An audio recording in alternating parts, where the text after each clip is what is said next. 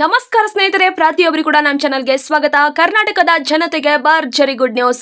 ಸ್ನೇಹಿತರೆ, ಎಷ್ಟೋ ದಿನದಿಂದ ಕಾಯ್ತಾ ಇರುವ ಈ ಒಂದು ಇಂದಿರಾ ಕಿಟ್ ಬಗ್ಗೆ ನಾನು ಇವತ್ತು ನಿಮಗೆ ತಿಳಿಸ್ತಾ ಇದ್ದೇನೆ. ಸಂಪೂರ್ಣ ಮಾಹಿತಿ ಇಲ್ಲಿದೆ. ಇಂದಿರಾ ಕಿಟ್ ಈಗಾಗಲೇ ಹಲವಾರು ಜಿಲ್ಲೆಗೆ ಕೊಡೋದಕ್ಕೆ ಆರಂಭಿಸಿದ್ದಾರೆ. ನಿಮ್ಮ ಜಿಲ್ಲೆಗೂ ಬಂತ ಅಥವಾ ನಿಮ್ಮ ಜಿಲ್ಲೆಗೆ ಬಂದಿಲ್ವಾ?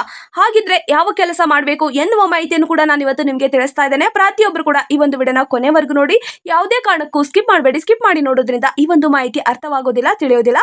ಸ್ನೇಹಿತರೆ, ಇಲ್ಲಿ 2026ರ ಬಜೆಟ್ ನಲ್ಲಿ ಸಿಎಂ ಸಿದ್ದರಾಮಯ್ಯ ಅವರು ಕೂಡ ಮಂಡಿಸಿದ್ರು. ಅನ್ನಭಾಗ್ಯ ಯೋಜನೆಯಲ್ಲಿ ಇಂದಿರಾ ಕಿಟ್ ಅನ್ನು ನೀಡಲಾಗುತ್ತದೆ ಎನ್ನುವ ಮಾಹಿತಿಯನ್ನು ಕೂಡ 2026ರ ಕರ್ನಾಟಕದ ಬಜೆಟ್ ಮಂಡನೆ ಮಾಡುವಾಗ ಸಿಎಂ ಸಿದ್ದರಾಮಯ್ಯ ಅವರು ಕೂಡ ಇಲ್ಲಿ ಇಂದಿರಾ ಕಿಟ್ ಪ್ರತಿಯೊಬ್ಬರಿಗೂ ಕೂಡ ಸಿಗುತ್ತದೆ ಅನ್ನಭಾಗ್ಯ ಯೋಜನೆಯಲ್ಲಿ ಎನ್ನುವ ಹೊಸ ರೂಪವನ್ನು ಕೂಡ ತಿಳಿಸಿದ್ರು.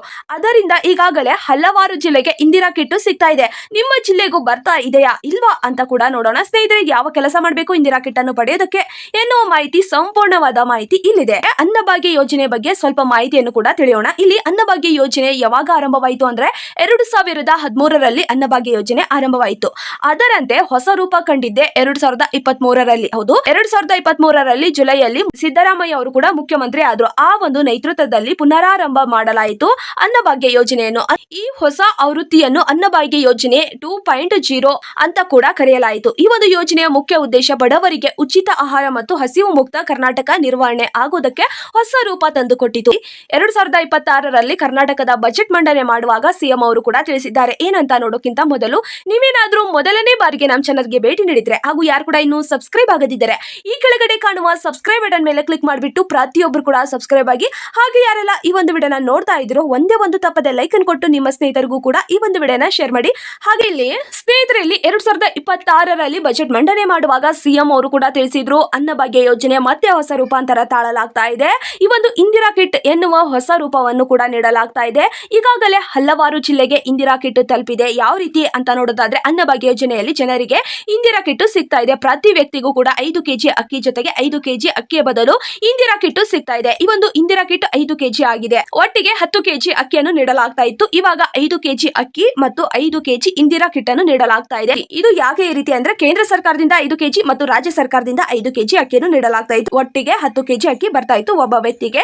ಈಗ ಅದರಂತೆಯೇ ಕೇಂದ್ರ ಸರ್ಕಾರದ ಅಕ್ಕಿಯನ್ನು 5 ಕೆಜಿ ನೀಡಲಾಗ್ತಾ ಇದೆ.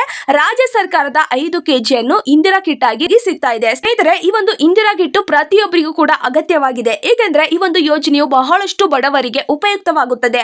ಬಿಪಿಎಲ್ ಕಾರ್ಡ್ ಇದ್ದವರಿಗೆ ಈ ಒಂದು ಇಂದಿರಾ ಕಿಟ್ ಸಿಗ್ತಾ ಇದೆ ಮತ್ತು ಅಂತ್ಯೋದಯ ಕಾರ್ಡ್ ಇದ್ದವರಿಗೆ ಸಿಗುತ್ತದೆ. ಕರ್ನಾಟಕದ ನಿವಾಸಿ ಆಗಿರಲೇಬೇಕು, ಹಾಗಿದ್ರೆ ಮಾತ್ರ ಸಿಗುತ್ತದೆ.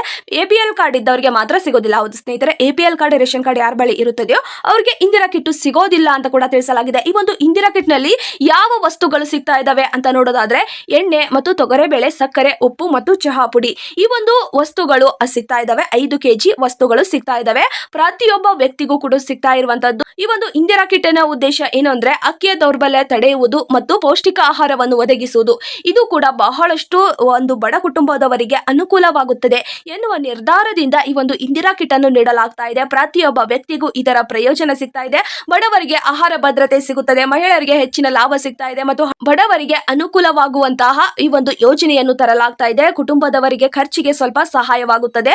ಬಹಳ ಬಡ ಕುಟುಂಬದವರಿಗೆ ಖರ್ಚು ಕೂಡ ನಿವಾರಿಸಲು ಕೂಡ ಸುಲಭವಾಗುತ್ತದೆ. ದಿನನಿತ್ಯದ ವಸ್ತುಗಳು ಇವಾಗಿದ್ದಾವೆ. ದಿನನಿತ್ಯದ ವಸ್ತುಗಳು ಇವಾಗಿರುವ ಕಾರಣಗಳಿಂದ ಬಡವರಿಗೆ ಅನುಕೂಲವಾಗುತ್ತದೆ. ಕರ್ನಾಟಕದಲ್ಲಿ ಲಕ್ಷಾಂತರ ಕುಟುಂಬದವರಿಗೆ ಇದು ಕೂಡ ದೊಡ್ಡ ಅವಕಾಶವಾಗಿದೆ ಅಂತ ಕೂಡ ತಿಳಿಸಲಾಗಿದೆ. ಈಗಾಗಲೇ ಹಲವಾರು ಜಿಲ್ಲೆಗೆ ಬಂದಿದೆ ಮತ್ತು ಇಲ್ಲಿ 10 ಜಿಲ್ಲೆಯ ಮಾಹಿತಿಯನ್ನು ಕೂಡ ತಿಳಿಸಲಾಗಿದೆ.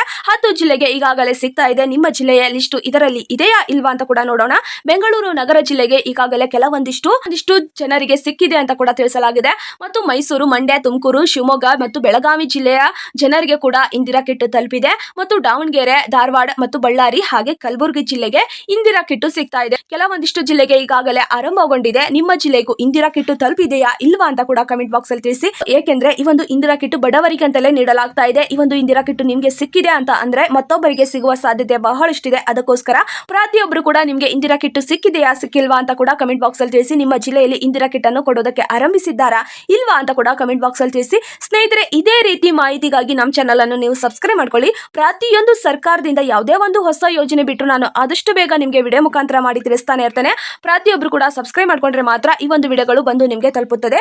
ಸ್ನೇಹಿತರೆ, ಈ ಒಂದು ಮಾಹಿತಿ ನಿಮಗೆ ಉಪಯುಕ್ತವಾಗುತ್ತದೆ ಅಂತ ಕೂಡ ನಾನು ವಿಡಿಯೋ ಮುಖಾಂತರ ನಿಮಗೆ ತಿಳಿಸಿದ್ದೇನೆ. ಈ ಒಂದು ಮಾಹಿತಿ ನಿಮಗೆ ಉಪಯುಕ್ತವಾಗಿದೆ ಅಂತ ಅನ್ಸಿದ್ರೆ ಲೈಕ್ ಮಾಡಿ, ಶೇರ್ ಮಾಡಿ, ಹಾಗೆ ಸಬ್ಸ್ಕ್ರೈಬ್ ಮಾಡ್ಕೊಳ್ಳಿ. ಮತ್ತು ನಿಮ್ಮ ಜಿಲ್ಲೆ ಯಾವುದು ಅಂತ ಕೂಡ ಕಮೆಂಟ್ ಬಾಕ್ಸ್ ಅಲ್ಲಿ ತಿಳಿಸಿ. ನಿಮಗೆ ಇಂದಿರಾ ಕಿಟ್ ಸಿಕ್ಕಿದೆಯಾ ಸಿಕ್ಕಿಲ್ವಾ ಅಂತ ಕೂಡ ತಿಳಿಸಿ. ಯಾಕಂದ್ರೆ ಇದು ದಿನನಿತ್ಯದ ವಸ್ತುಗಳಾಗಿರುವ ಕಾರಣಗಳಿಂದ ಬಹಳಷ್ಟು ಜನರು ಹಂಬಲಿಸ್ತಾ ಇದ್ದಾರೆ. ಈ ಒಂದು ಯೋಜನೆ ನಮಗೂ ಸಿಗಬೇಕು ಅಂತ. ಈ ಒಂದು ಯೋಜನೆಯಲ್ಲಿ ಯಾವ ಯಾವ ವಸ್ತುಗಳು ಸಿಗುತ್ತದೆ ಅಂತ ಕೂಡ ಬಹಳಷ್ಟು ಜನರು ಕಾಯ್ತಾ ಇದ್ದಾರೆ. ಇಂದಿರಾ ಕಿಟ್ ನಿಮಗೆ ಸಿಕ್ಕಿದೆಯಾ ಸಿಕ್ಕಿಲ್ವಾ ಅಂತ ಕೂಡ ಕಮೆಂಟ್ ಬಾಕ್ಸ್ ಅಲ್ಲಿ ತಿಳಿಸಿ. ಮತ್ತು ಸಿಕ್ಕಿದ್ರೆ ಯಾವ ಯಾವ ವಸ್ತುಗಳು ಸಿಕ್ಕಿದೆ ಅಂತ ಕೂಡ ಕಮೆಂಟ್ ಬಾಕ್ಸ್ ಅಲ್ಲಿ ತಿಳಿಸಿ. ಸ್ನೇಹಿತರೆ, ಪ್ರತಿಯೊಬ್ಬರು ಕೂಡ ಈ ಒಂದು ವಿಡಿಯೋನ ಕೊನೆವರೆಗೂ ನೋಡಿದ್ದಕ್ಕೆ ಹೃದಯಪೂರ್ವಕವಾಗಿ ಧನ್ಯವಾದಗಳು.